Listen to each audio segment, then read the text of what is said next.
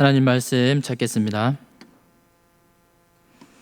누가복음 22장 7절로 20절 말씀입니다. 신약성경 누가복음 22장 7절로 20절 말씀입니다. 제가 가진 성경 신약성경 134페이지 있습니다. 누가복음 22장 7절로 20절 말씀까지 한 절씩 교독하시겠습니다. 유월절 양을 잡을 무교 절날이 이른지라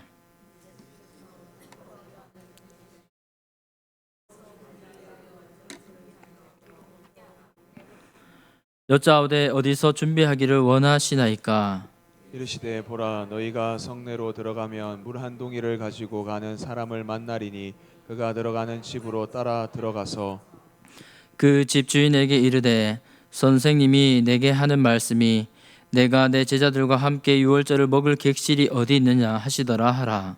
그리하면 그가 자리를 마련한 큰 다락방을 보이리니 거기서 준비하라 하시니 그들이 나가 그 하신 말씀대로 만나 유월절을 준비하니라.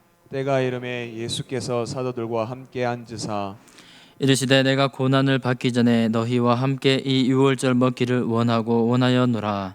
내가 너희에게 이르노니 이 유월절이 하나님의 나라에서 이루기까지 다시 먹지 아니하리라 하시고 이에 잔을 받으사 감사 기도하시고 이르시되 이것을 갖다가 너희끼리 나누라. 내가 너희에게 이르노니 내가 이제부터 하나님의 나라가 임할 때까지 포도나무에서 난 것을 다시 마시지 아니하리라 하시고 또 떡을 가져 감사 기도하시고 떼어 그들에게 주시며 이르시되 이것은 너희를 위하여 주는 내 몸이라. 너희가 이를 행하여 나를 기념하라 하시고 저녁 먹은 후에 잔도 그와 같이 하여 이르시되 이 잔은 내 피로 세우는 새 언약이니 곧 너희를 위하여 붓는 것이라. 아멘. 이 시간에 본문의 말씀을 가지고 유월절 만찬에서 성만찬으로라는 제목으로 말씀을 나누겠습니다. 가을을 재촉하고 가을이 깊어지는 이 비가 오고 있습니다. 우리 한번 옆 사람을 인사하겠습니다. 가을에도 은혜 충만하시기를 바랍니다. 감사합니다. 오늘 앞서 말씀의 22장 초반의 말씀을 지난주 말씀을 잠깐 말씀하면 대제사장들과 이 서기관들은 예수님을 죽이려는 생각으로 가득 차 있었습니다. 이들은 자신의 정치적인 이 위치를 가지고 예수님을 죽이고자 하는 생각으로 가득 찼습니다. 하지만 이 시기는 어떤 시기였습니까? 유대인들에게 가장 중요한 시기였습니다. 가장 중요한 절기지요. 많은 사람들이 예루살렘에 모이는 유월절 절기 기간입니다. 만일 그 종교 지도자들이 많은 사람들이 따르고 좋아하는 당시의 인기 스타였던 예수님을 죽이게 되면 오히려 밀란이 일어날까, 그런 상황이 될까 두려워했다고 마태복음 26장 4절로 5절까지 기록하고 있습니다. 예수를 훈계로 잡아 죽이려고 의논하되 말하기를 밀란이 날까 하노니 명절에는 하지 말자 하더라. 아멘. 그들의 의논과 같이 유대인의 이 큰 명절 유월절을 맞아서 많은 사람들이 예루살렘으로 모였고 운집해 왔습니다. 성경학자 요세푸스 기록에 의하면 당시에 적어도 200만에서 250만 명의 수많은 순례객이 이 유월절을 지키고자 그 크지 않은 도성 예루살렘에 이르렀다고 증언하고 있습니다. 도살할 양, 준비한 양도 적어도 25만 마리나 되었다고 전하고 있습니다. 우리 대구 인구가 약 200만, 250만 되지 않습니까? 수많은 사람들 뿐만 아니라 양들이 예루살렘 성에 유월절과 무교 절기를 지키기 위해서 빼곡히 모이게 되었습니다. 하지만 이들의 종교 지도자들의 예수님을 어떻게 죽일까 이 궁리 가운데 3절 이하에 보면 그렇게 나오고 있죠. 마침 해법이 등장합니다. 마침 가룟 유다에게 사탄이 들어가고 유다가 돈에 집착하여 예수님을 넘겨주기로 하니 대제사장들과 서기관들이 이 기회를 잡기로 합니다. 서론을 시작하면서 말씀드린 이야기가 오늘 본문에 앞선 전개된 내용입니다.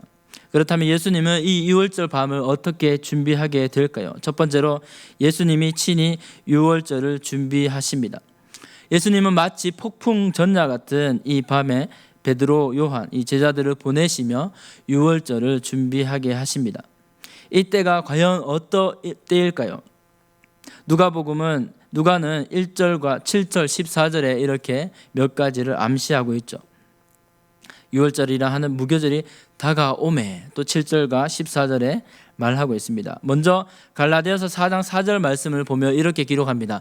때가 참에 하나님이 그 아들을 보내사 여자에게서 나게 하시고 율법 아래에 나게 하신 것은, 그렇습니다. 때가 차서, 그 때가 어떤 때입니까? 그 때는 바로 저 하늘 높은 곳에서, 이 지구상 밖에서 하나님의 아들이 유대 땅으로 사람으로 나신 때입니다. 하나님의 아들을, 메시아를 유대 지역으로 보내신 때입니다. 누가복음 22장 본문 1절 7절 14절에는 유월절이라 하는 무교절이 다가오매, 좀 더 구체적으로 7절에 유월절 양을 잡을 무교절 날이 이른지라, 14절에 그 때가 이름에 예수께서 사도들과 함께 앉으사라고 반복해서 말씀하고 있습니다. 누가는 바로 이때에 예수님께서 유대인의 왕으로 오셔서 죽으시고 피 흘리시고 십자가로 구원 사역을 완성하실 그때 직전이다라고 그것을 지적해 주고 있습니다. 또 마가복음에서는 이 때를 좀 더 정확하게 기록하고 있습니다. 마가복음 14장 12절에는 무교절의 첫날이라고 말해주고 있습니다. 유월절 양 잡는 날에 제자들이 예수께 여짜오되라고 이렇게 말씀하고 있습니다.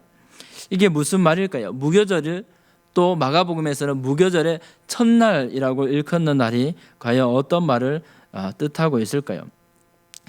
과연 출애굽기 12장 5절에 최초에 하나님께서 모세를 통해서 유월절의 규례를 제정하신 것은 니산월 14일 날을 양 잡는 날로 이렇게 정해서 그것을 지키도록 하셨습니다.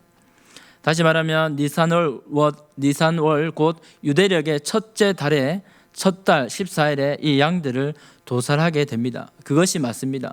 그렇다면 그것이 무교절의 첫날과 어떤 관련이 있을까요? 출애굽기 12장 5절 6절 말씀 먼저 읽어봅니다. 너희 어린 양은 흠없고 1년 된 수컷으로 하되 양이나 염소 중에서 취하고 이달 나흘 날까지 간직하였다가 해질 때에 이스라엘 회중이 그 양을 잡고, 아멘, 이렇게 말씀하고 있습니다. 앞서 말씀드린 것처럼 예루살렘의 수많은 사람들이, 수많은 유대인들이, 수많은 디아스포라 유대인들이 곳곳에서 모였을 터입니다. 그렇다면 그 한 날 이 양을 잡는 것은 불가능했을 것입니다. 그러므로 성경학자들은 기록하기를 순례자 수가 많아지면서 13일 오후부터 도살을 하였다라고 기록하고 있습니다. 그래서 이 무교절이 시작하는 첫날 마가복음에 기록된 이 날은 아마 13일이 될 가능성이 다분하게 됩니다.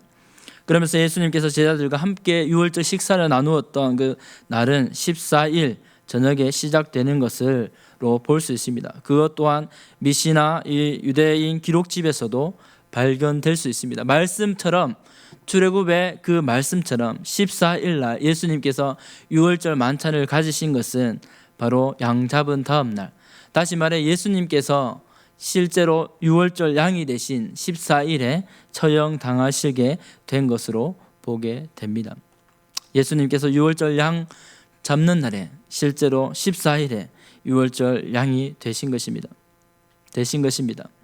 이것은 출애굽기의 말씀에 이 구원의 모형대로 유월절 절기에 피 흘려 희생당하신 어린 양이 되심을 보여주고 있습니다.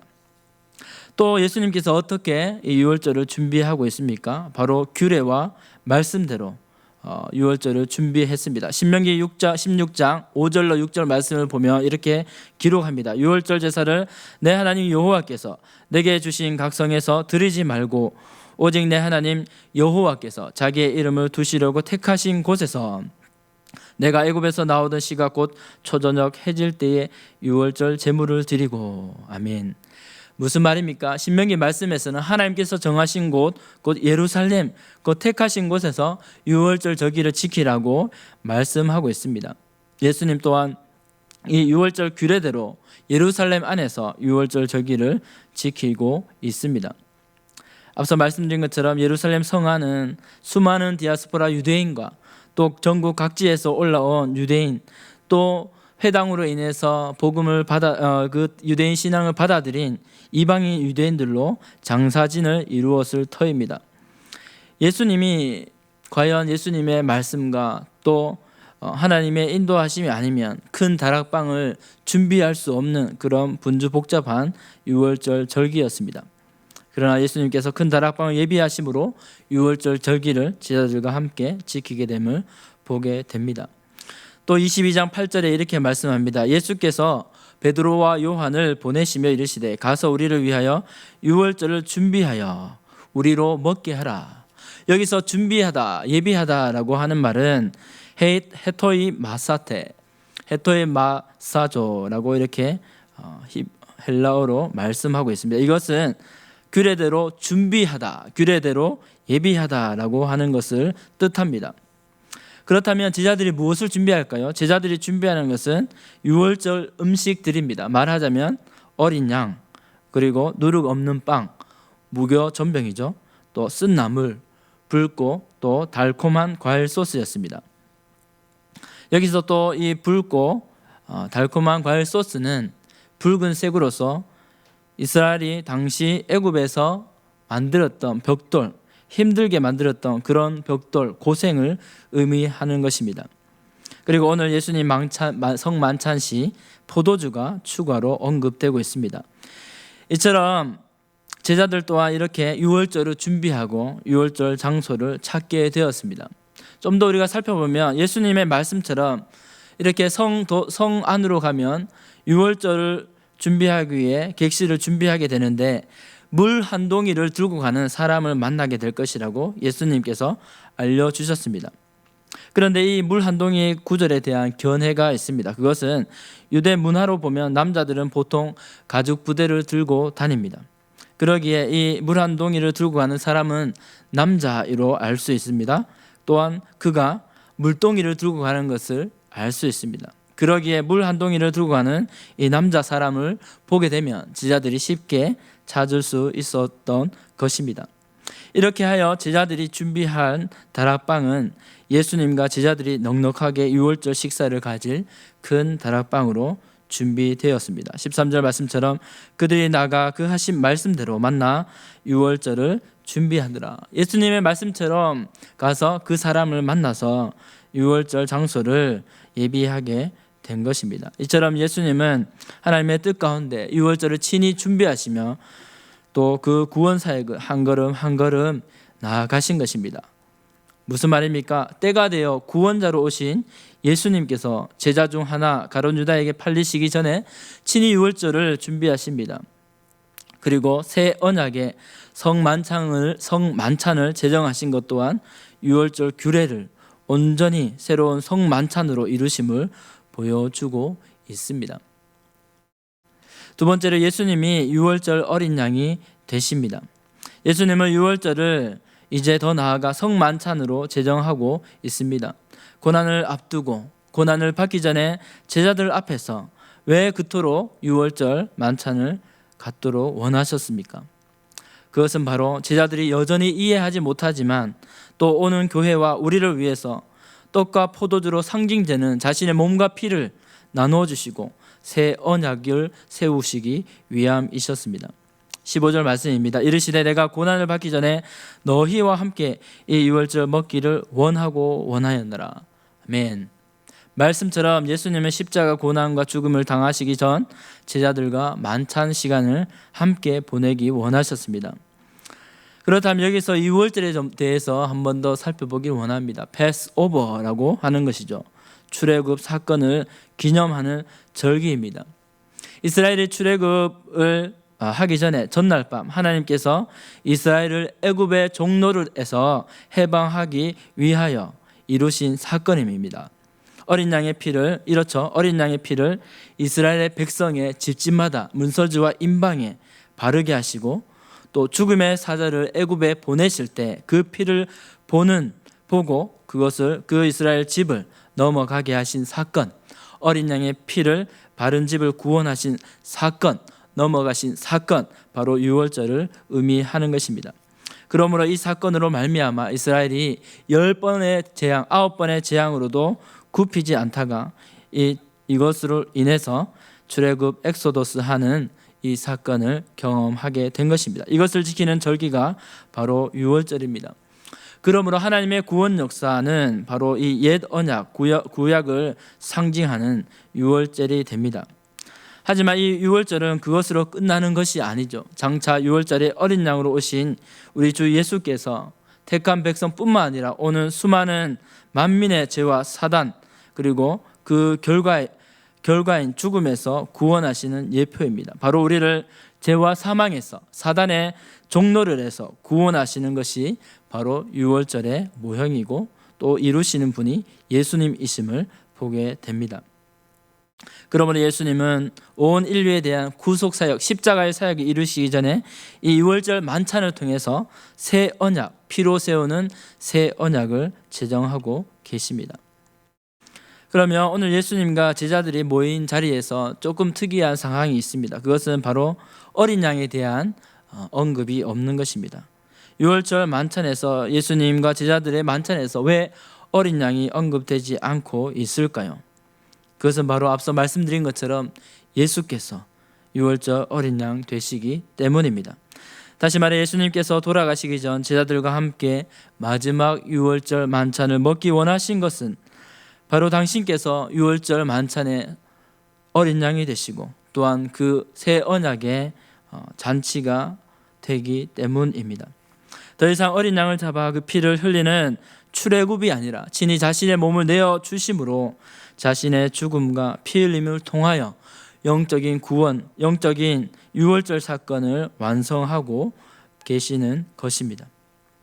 그렇습니다. 온 유대인에게만 이루어졌던 출애굽의 사건이 온 인류의 영적 출애굽, 온 인류를 구원하는 새로운 성만찬의 제정으로 나아가고 있습니다. 왜 그렇게 중요합니까? 다시 한번 말씀드린 것처럼 이 구약시대 제한적이며 불완전한 이 구원의 모습이 유대인에게서 모든 사람에게로, 어떤 사람에게입니까? 예수 그리스도를 주로 시인하는, 예수가 나의 죄를 지시고 구원하심을 믿는 어떠한 사람 누구라도 얼마든지 구원하시는 그 사건이 되기 때문입니다. 그러므로 우리는 성찬에 참여할 때마다 그 의미를 깊이 생각해야 합니다. 죄로 인해서 죽었던 예수님, 우리 죄를 위해 피 흘리시고 죽으실 수밖에 없었던 그 예수님의 구원의 은혜를 감사하고 영원히 기려야 할 것입니다. 그렇다면 더 나아가 주님의 몸된 떡을 먹는 것과 주님의 피와 같은 잔을 마시는 것은 어떤 의미가 있을까요? 다시 말해 성만찬은 우리에게 어떤 의미가 있습니까?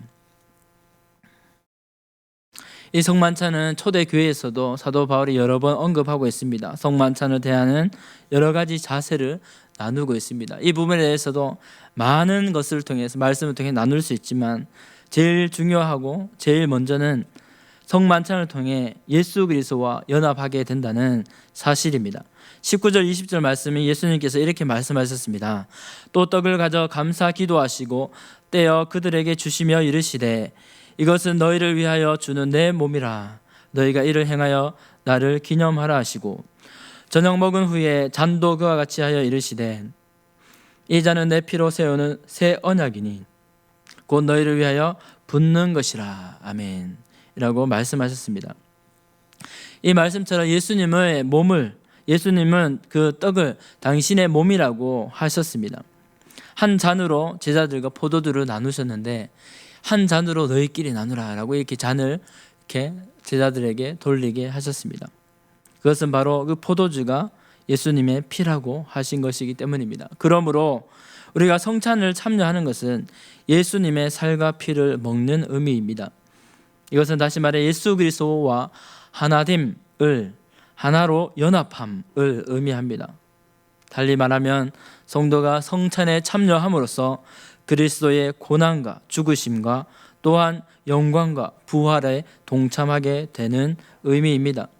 성찬을 통해 예수 그리스도와 연합함으로 그와 함께 십자가에서 죽고 또한 그와 함께 연합하여 함께 부활하는 것, 바로 하늘 영광을 얻게 됨을 성찬을 통해 맛보고 경험하게 되는 것입니다.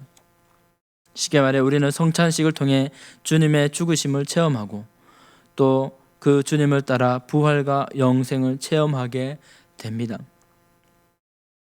더 나아가 예수를 구주로 시인하는 모든 성도는 어떻게 됩니까? 우리 모든 성도는 형제 자매라고 하죠. 그 안에서 한 몸 받고 한 피 받아 그리스도 안에서 한 생명, 한 지체, 한 몸을 이루게 되는 것입니다. 예수 안에서 낮고 높은 자나 천하고 부한 자, 또 남녀노소를 떠나 진정한 연합, 다시 말해 머리 대신 예수 안에 한 몸, 한 교회됨을 경험하게 됩니다. 물론 어떤 사람들이 이렇게 주장합니다. 떡과 잔을 빵과 포도주를 받을 때 그것이 예수님의 살과 피로 변한다라고 주장합니다. 이것은 화채설이라고 하는 건데 그 주장은 절대로 진리가 아닙니다. 우리가 믿는 것은 성찬이 모두 상징이나 오히려 믿음으로 성찬에 참여하는 성도 위에 하나님의 은혜가 임하게 된다고 믿는 것입니다. 예수님 안에 거하는 은혜를 받게 됩니다. 그리스도의 몸에 참여하게 되는 은혜를 받게 됩니다. 이것이 그리스도로 말미암은 교회와 또 그리스도의 영광이며 풍성함입니다. 요한복음 6장 5절로 56절까지 그렇게 말씀하고 있습니다. 우리 함께 읽어보겠습니다. 요한복음 6장 55절입니다. 시작. 내 살은 내 살을 먹고 내 피를 마시는 자는 내 안에 거하고 나도 그의 안에 거하나니. 아멘. 그렇습니다. 예수님 안에 거한다라고 말씀하고 있습니다. 이것은 무슨 말입니까? 예수님과의 참된 연합을 말씀하고 있습니다. 고린도전서 10장 16절에서도 그와 같이 말하고 있습니다. 함께 읽어보겠습니다. 우리가 축복하는 바 축복의 자는 그리스도의 피에 참여함이 아니며 우리가 떼는 떡은 그리스도의 몸에 참여함이 아니냐. 아멘. 그렇습니다. 그러므로 사도 바울은 죄를 지고 성찬에 참여하는 자 죄를 진다라고 말씀하고 있습니다. 죄를 가지고 그리스도의 성찬에 참여할 수가 없습니다. 형제를 용서하지 못하고 그리스도의 성찬에 참여하는 것은 바로 죄를 먹고 마시는 것이기 때문입니다. 사랑하는 성도 여러분, 당시 제자들은 성만찬에 참여했습니다. 어떤 기분이고 어떤 모습이었을까요? 아마도 예수님의 구원 사역과 예수님의 구원 성취 어떤 것도 깨닫지도 이해하지 못했을 터입니다. 그럼에도 불구하고 예수님은 제자들을 함께 유월절 만찬에 함께 하십니다. 그들의 문화 가운데 또 기대어서 식사를 나누고 예수님의 만찬에 참여하고 있습니다. 그들은 깨닫지 못했지만 하나님의 나라를 준비할 사도들로 되어가고 있습니다. 오늘 본문 말씀에서도 이렇게 말씀하죠. 예수께서 때가 이르매 예수께서 사도들과 함께 앉으사라고 누가는 기록하고 있습니다. 우리도 그래야 할 줄 믿습니다. 나를 기념하라 하신 예수님의 말씀처럼 떡과 잔을 주시면서 내 살과 내 피를 받는 우리의 모습이 되어야 될 줄 믿습니다. 예수님은 그 살과 그 몸을 찢어서 우리에게 생명을 주셨고 또 피의 잔을 주시면서 내 피로 세우는 새 언약이라고 말씀하고 있습니다.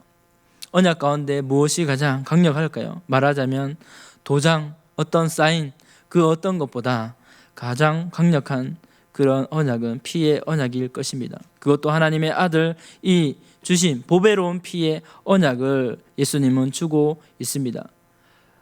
그런데 더 나아가 이 언약, 새 언약 속에 들어있는 비밀은 바로 성도가 예수 그리스도를 믿는 그 안에 그들이 예수님과 연합된다는 사실인 줄 믿습니다. 자신의 몸과 피를 다 주시면서 그 영원한 생명을 나누어 주실 뿐만 아니라 그 피로 하나님의 구원을 이루는 새 언약을 세우겠다고 말씀하고 있습니다. 누가 그리스도의 사랑을, 그 언약을 끊을 수 있겠습니까? 사랑하는 성도 여러분, 초대교회 때는 모일 때마다 이런 성찬식을 했습니다. 물론 사도 바울에게 꾸중도 듣고 여러 가지 교훈도 새롭게 받았습니다. 우리 또한 이 성찬에 참여할 때마다 하나님께서 우리에게 말씀하시는 무겁고 또한 벅찬 마음의 울림이 있을 것입니다. 그것은 우리가 예수님과 연합되어 있기 때문에 느끼는 감정이자 은혜입니다. 그 울림이 성찬식에서만 있는 기념적인 은혜가 아니라 우리의 삶에서 매일같이 우리에게 부어주는 그런 은혜이자 감사의 제목이 되어야 될 줄 믿습니다. 성찬이 예수님의 고난과 죽음을 기억하는 기념식으로 끝나서는 안 됩니다. 다시 말해 우리는 성찬식을 통해 우리가 예수님과 연합되어 있음을 늘 느끼고 체험해야 할 것입니다. 이 성찬식이 어떤 모습입니까? 교회의 머리이시자 교회의 생명을 주신 또한 하나님의 은혜, 그것을 기억하는 것입니다. 성찬 가운데 또한 성령께서는 우리 가운데 임재하십니다. 예수 그리스도의 구원을 우리 가운데 성찬을 통해 보증하십니다. 교회의 머리이시자 교회의 생명을 주신 그 예수님을 우리가 영광 가운데 만나는 것이 성찬이고 성찬식인 줄 믿습니다. 오늘 예수님께서는 그 성찬 가운데 하나님 나라를 바라보고 있습니다. 16절에서 이렇게 말씀하죠. 내가 너희에게 이르노니 이 유월절이 하나님의 나라에서 이루기까지 다시 먹지 아니하리라 하시고. 아멘. 그렇습니다. 다른 곳에서는 이 포도주를 다른 하나님의 나라가 이루기까지, 하나님의 나라, 하나님께서 구원 사역을 완성하시고 하나님 나라에서 새로운 잔치 이룰 때까지 마시지 아니하신다라고 예수님께서 말씀하고 있습니다. 예수님의 시선은 하나님의 나라로 향하고 있습니다. 예수 그리스도 안에서 우리 또한 하나님 나라를 소망할 수 있습니다.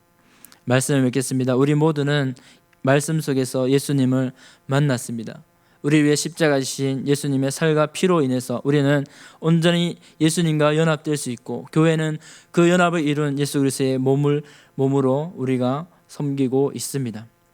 그렇습니다. 우리의 위에 몸을 찢으시고 피를 흘려주신 예수님을 오늘도 만나고 예수님 안에 거하는 복된 삶을 사는 저와 여러분이 되시기를 주님의 이름으로 축복합니다. 기도하겠습니다.